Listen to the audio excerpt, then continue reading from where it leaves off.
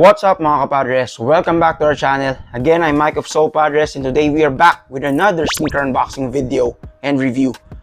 By the way, here at Padres, we do different types of vlogs, reviews, unboxing videos, YouTube shorts on different types of stuff. Mainly and namely sneakers.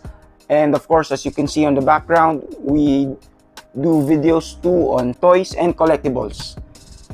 So, with no further ado, let's get into it. As you guys saw in the thumbnail and the title of this video, today we're gonna do another unboxing on another Lebron 20. So before I bring the pair out, I'd like to mention that we did an earlier review on the Lebron 20 Fab 5. We also have a YouTube short video on it, and we also have a YouTube short video on the Lebron 20 Southeast. So I'll be inserting a link to a playlist to all our Lebron videos in the description box down below. I'll also be inserting a card that will be in the right upper corner of the screen, and let's get into it. If you want to check out those other videos, please feel free and come back to this video.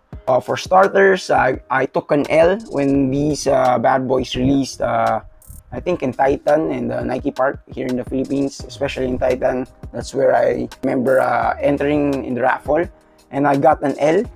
I was kind of sad, but luckily enough, I was able to get this from another person, another collector who got them in the wrong size. So I got them via trade. So I traded a few of my old pairs, 2:1. Match lang naman sa value, sa trade value or aftermarket value.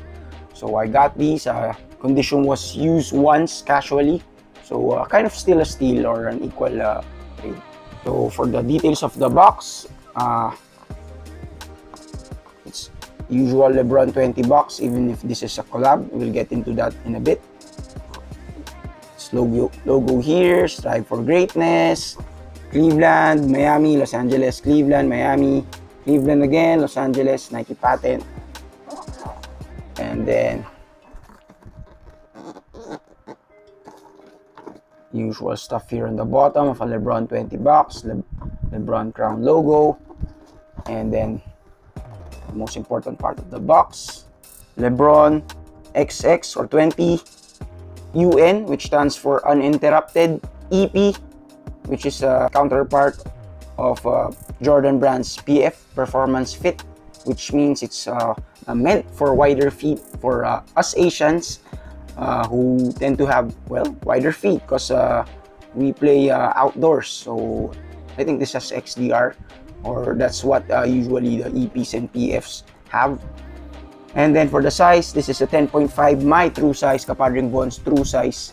Official colorway is black, coconut, milk, and hyper royal. And this is a drawer box to give you that premium feel, just like those old retro Jordan 11s. Pink paper, secondary paper which is white.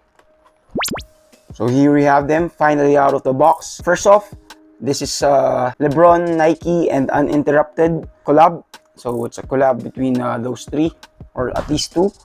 So basically it's a Nike Lebron plus Uninterrupted, which is also under Lebron. It's his show where it's Lebron and then other celebrities sitting in I think it's a barbershop, since a barbershop talk is a thing in America where people just chop it up, talk about anything and everything under the sun, whether it's politics, showbiz, sports, basketball, baseball, football, whatever, life in general. The Philippines also has something similar to that in our culture.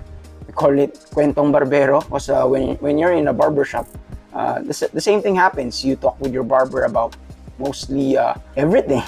Yun lang yun. Uninterrupted is a show, Lebron show, and then collab with the Nike Lebron line, and then voila. For the SRP, I think this was 11,995, I'd like to say. So it's 1,000 pesos higher versus the usual Lebrons that have the knit upper. So kapantay niya ng presyo, same price for this and the ones that have leather upper like the South Beast and the Liverpool one. Basta yung mga leather and the suede uppers. And this also has a different upper which we'll get into a bit. So for starters, for the details, we'll begin with the bottom of the shoe. So for the bottom of the shoe, same Lebron traction pattern, but it's actually kind of not visible in this colorway. So that's because of translucent outsole, which allows you to see the words under it. So for the traction pattern itself, it's kind of like a microchip looking thingy. And then since it's translucent and this is a collab, the word speak is clearly seen in this weird looking type of font. That's on the right shoe, and on the left you see here the word truth. So speak truth is kind of the slogan of this show and the collab sneaker. The color of the outsole and midsole is kind of a dingy, parang vintage vibe looking color. So you can see the midsole actually kind of has stains, but they're actually not stains, they're made like that. Oh, there's a Lebron Jumpman logo, or Dunkman logo, sorry, not Jumpman, in blue, which matches the theme. Of course, you can see here also carbon fiber shank plate that has the blue signature of Lebron. And then going up to the upper, of course, this is a Cushlon midsole. You guys already know that because tons of YouTube channels have done performance reviews on these. The best basketball sneaker of 2022. My personal favorite and my personal all-time #1 basketball sneaker, by the way. Since I've played in my Fab Fives a ton of times, and man, they're really good. Traction, cushion, impact protection, support. So Cushlon midsole, really nice and beefy. And then one thing different on this colorway versus the regular ones, since it's a collab, you can see here on the rail guard, uninterrupted, lots of uninterrupted words there. And then going up to the upper, this first swoosh is in a shiny or kind of a plasticky material, and then you can see here the 2 X's stitched or thread-like. Of course, this is the Lebron 20 or Lebron XX, and an additional detail here, kind of a button that says uninterrupted too. Second swoosh, by the way, here matches the insole, which the design on it. And the upper, like I mentioned earlier, is different from the regular colorways that have knit.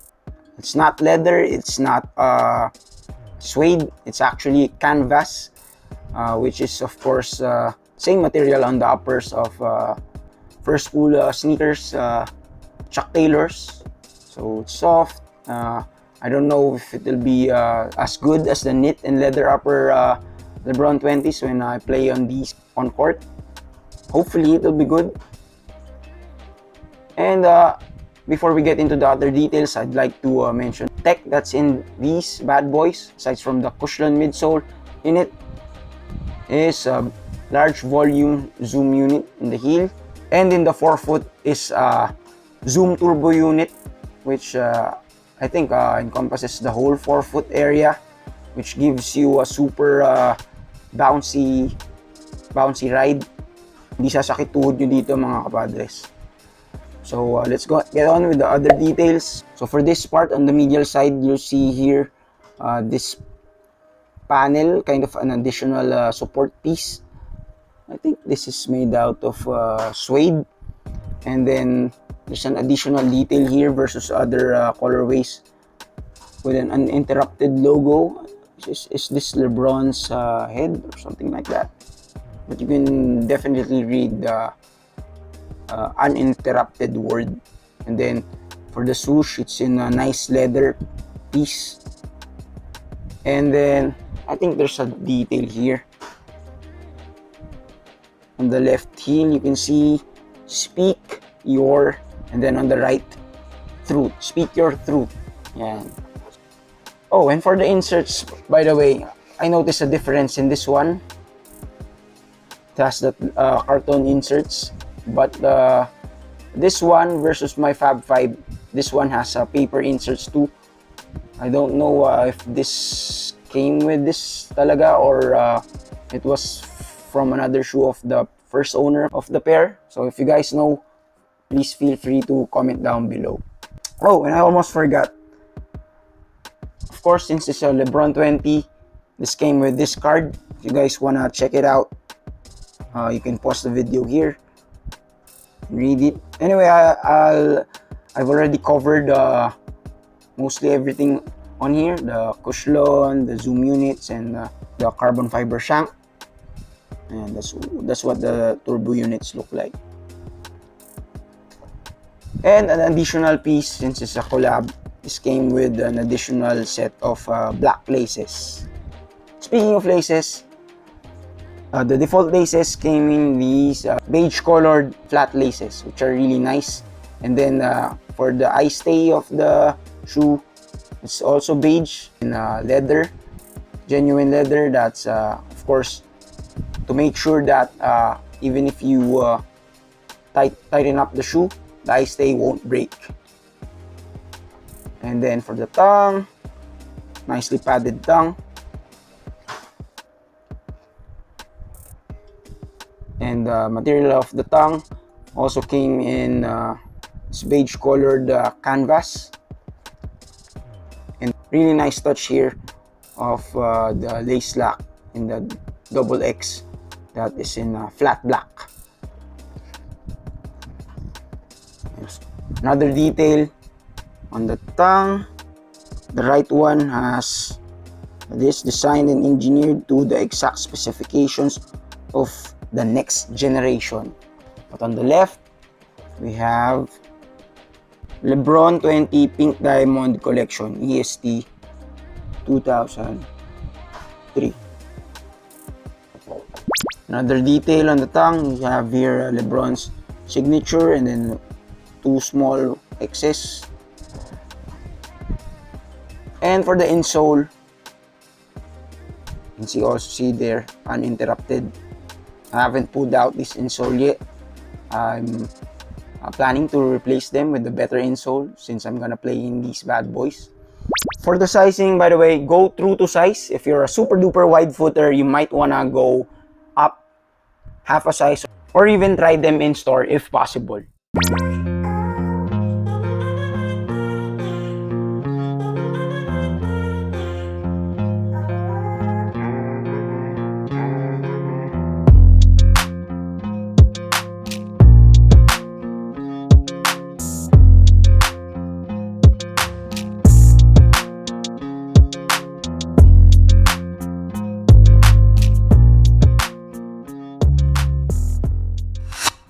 If you made it to this part of the video, super duper thank you. Please consider subscribing, smashing the like button, leaving a comment down below, sharing this video, and hitting that notification bell. Once again, I'm Padres Mike. In behalf of Von and Kat, peace out.